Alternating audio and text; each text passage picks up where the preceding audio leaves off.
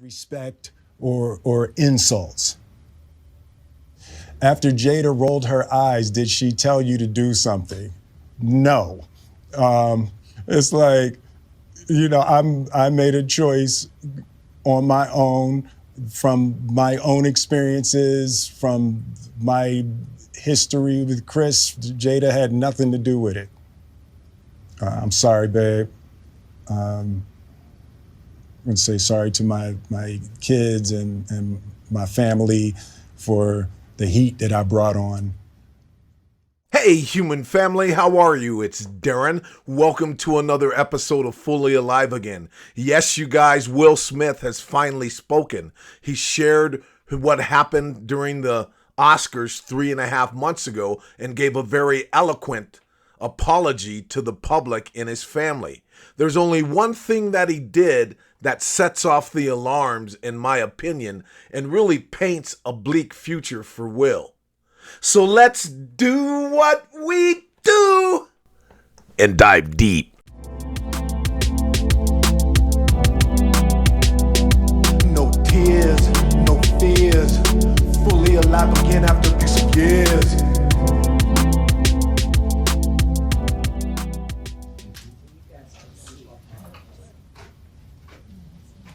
Mm-hmm.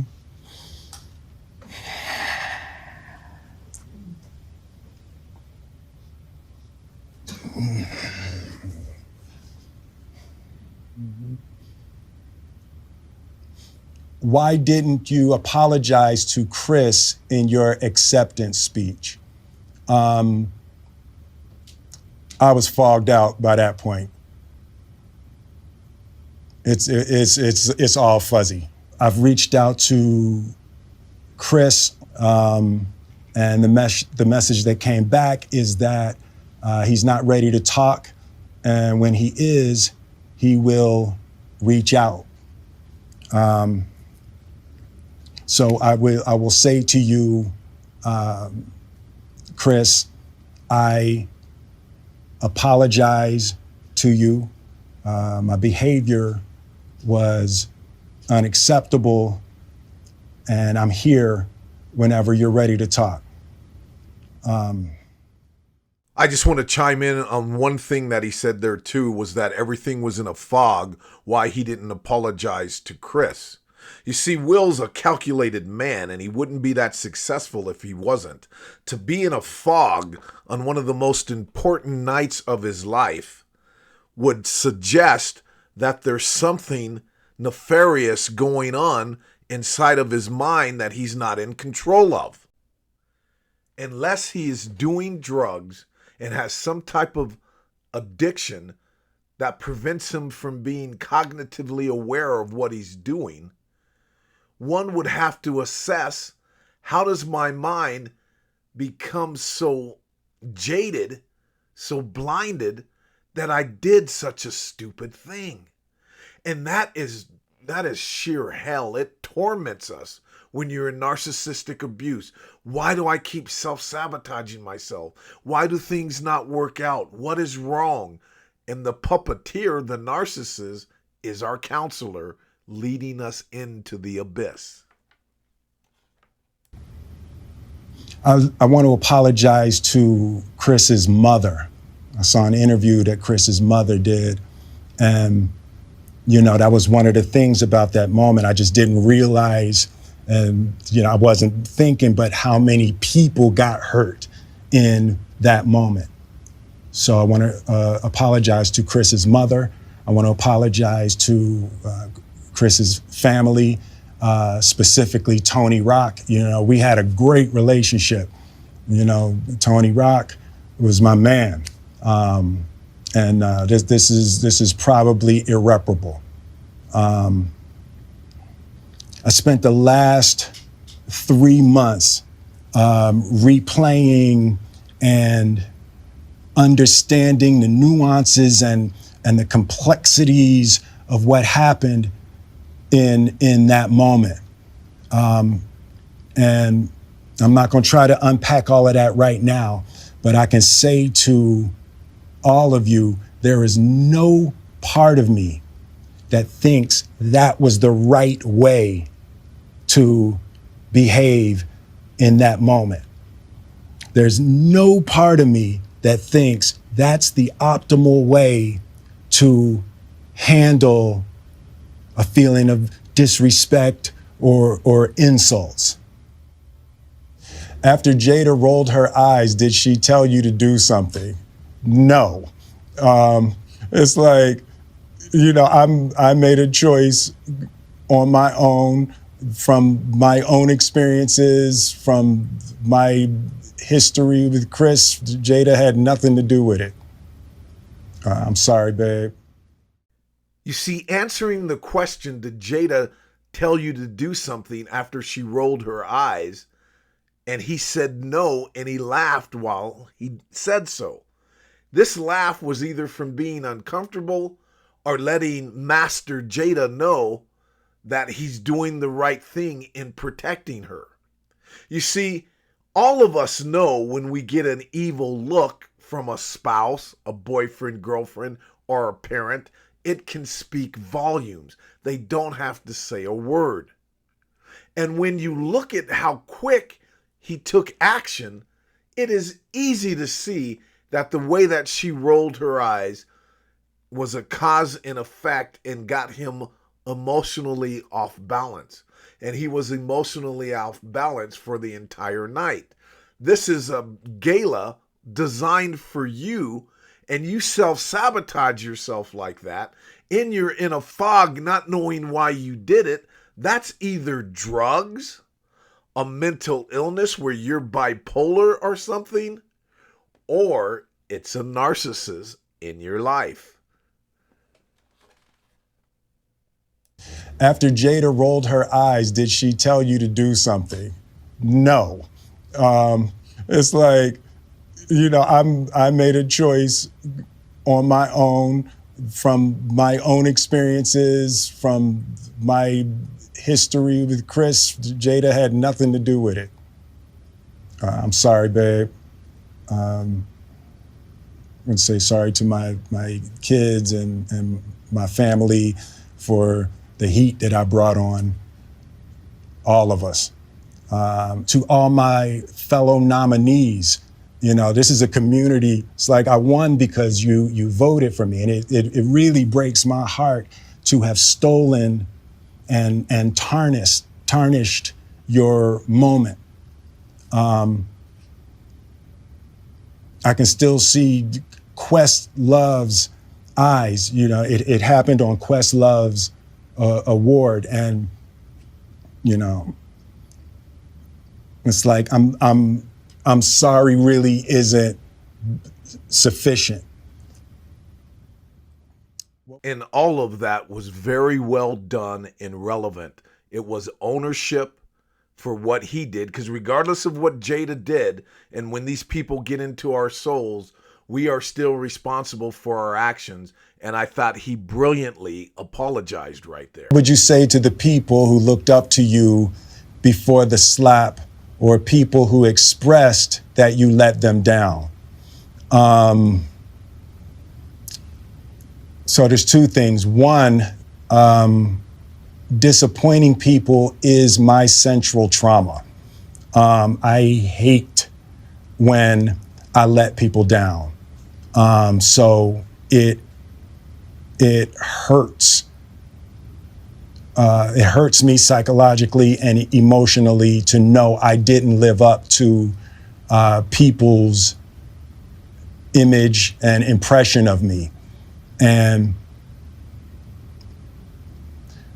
the work I'm trying to do is I am deeply remorseful, and I'm trying to be remorseful without being ashamed of myself, right? I'm human, and I made a mistake, and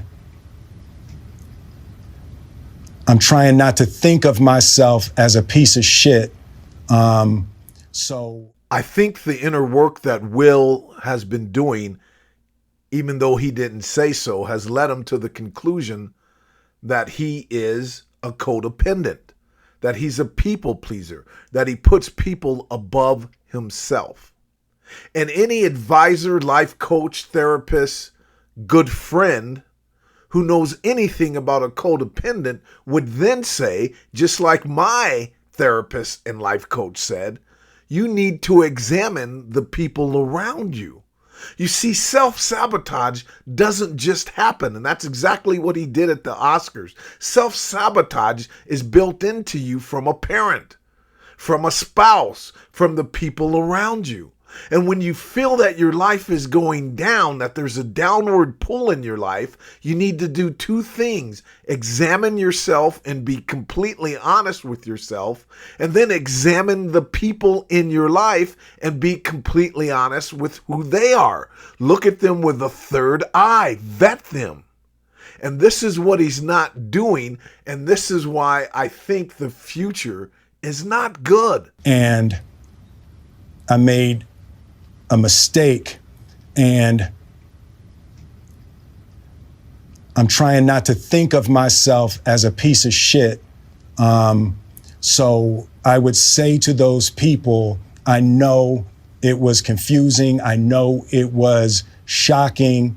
But I promise you, I am deeply devoted and committed to putting light and love and joy into the world. And, you know, if you hang on, I promise we'll be able to be friends again. I did feel the sincerity in that. I don't blame Chris Rock if he decides never to be friends with Will again, or if Chris Rock's brother feels the same way. We all have to walk our own walk. And when people hurt you in a certain way, they're done. I would never break bread with my ex again, ever. Impossible. But I want to say this. There was a lot of sincerity there with Will, and he did an excellent job. And I still personally believe that he's a good man in there. But he's a broken man, and he is 100%, in my opinion, an emasculated man. And that is very dangerous when dealing with a person like Jada, who I firmly believe, and I'm not a psychologist, this is just my opinion, I can't diagnose her, but I believe she's a full-blown, malignant, pathological narcissist. I can't even look at this woman. And Will, no disrespect if you come across this, brother, I'm just stating what I feel and what I know. I am not trying to dog your wife or you. I am trying to educate other people so they don't end up in bad predicaments like me and you. You see, it's my firm opinion that Jada will continue to resuscitate Will. What do I mean by this? Not let him completely crash and burn. He is her plaything. She is getting grade A narcissistic supply from him. She's getting the refined, the organic, the sweet stuff, the juiciest narcissistic supply that you can imagine. Maybe some of the best narcissistic supply a narcissist has ever had in human history. She gets a constant attention. She gets money beyond belief. She gets to look like she's a victim, and everybody's listening to her, whether they agree with her or not. She's got a A-lister, once was an A-lister actor, who she governs and controls like a little boy, like a toy. She's going to make sure that he doesn't crash and burn for a while. But this will take its toll on Will, and you will watch one or two things happen. Him whittled away and continue to be even more of a less of a man and make catastrophic mistakes, or a tragic ending. There are no other options. But Jada's going to do Jada. You know Esther Perel is coming to the table. She's going to be at the red table. Would you say she has been instrumental in you and I redefining our relationship? I would say don't just start filming me without asking me Oh my goodness. if you could film me. Esther, come help us again, please. I'm still dealing with foolishness. Cause she don't just. Would you say that she helped us heal the hurts that we caused between one another? My social media presence is my bread and butter, okay? So you can't just use me for social media and not, don't just start roll. I'm standing in my house. Don't just start rolling.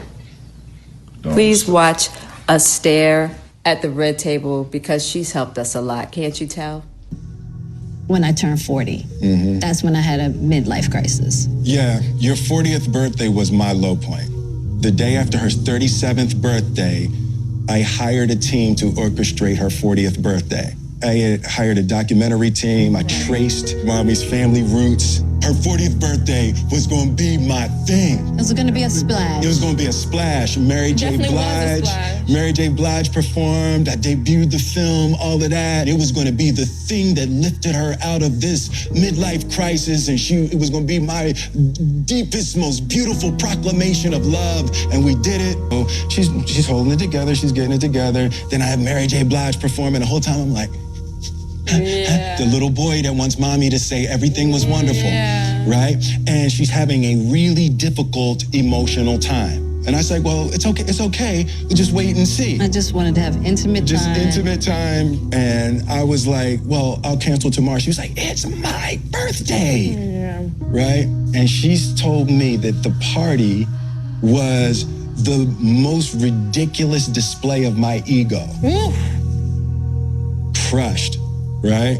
And to this day, I know I was crushed because it was true. It wasn't a party for her. Smith and the women of Red Table Talk broke down in tears on today's episode as they sat down with a woman named Nikki Ball, whose 12-year-old daughter suffered from alopecia and died by suicide. Yeah, and before they were joined by Nikki, Jada spoke directly to the camera as she addressed Will Smith's Oscar slap, saying she hopes Nikki's story will demonstrate why people need a deeper understanding about the devastation of alopecia. This is a really important Red Table Talk on alopecia. Considering what I've been through with my own health and what happened at the Oscars, thousands have reached out to me with their stories.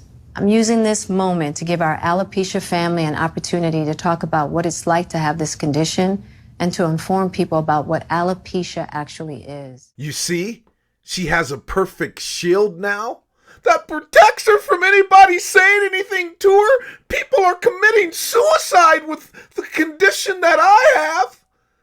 This is a tactic that they use, activists, narcissists in our society. People are killing themselves. People commit suicide for various reasons across the board, every spectrum, every gender, every race and nationality. Doesn't mean I think you should minimize it, but this is a shield.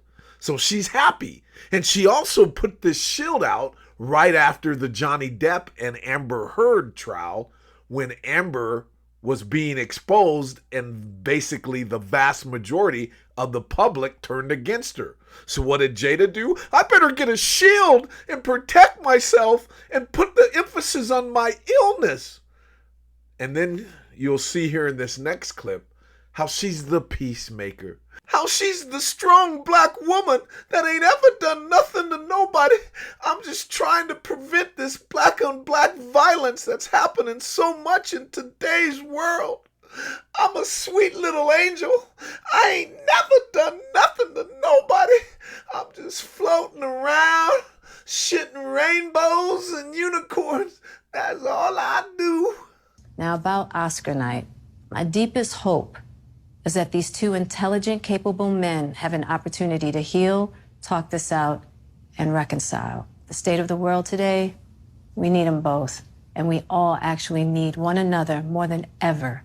Until then, Will and I are continuing to do what we have done for the last 28 years. And that's keep figuring out this thing called life together. Thank you for listening. Well, isn't she peachy with a dash of fucking king? That woman gives me the heebie-jeebies. Oh, man. Come on, man.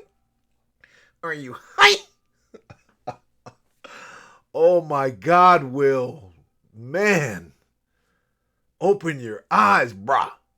Open your eyes. Basically what she was saying, I ain't giving up my narcissistic supply for nobody. I'm running this shit, suckers. I'm still in it, and he's still mine, and I'm getting my narcissistic supply no matter what you simps say. That's basically what it is, and that's the reality that's going on. And this does not paint a bright future for Will. This is my opinion. What say you? Do you guys disagree? Let me know down below if you agree with what I'm saying, or am I out of my mind?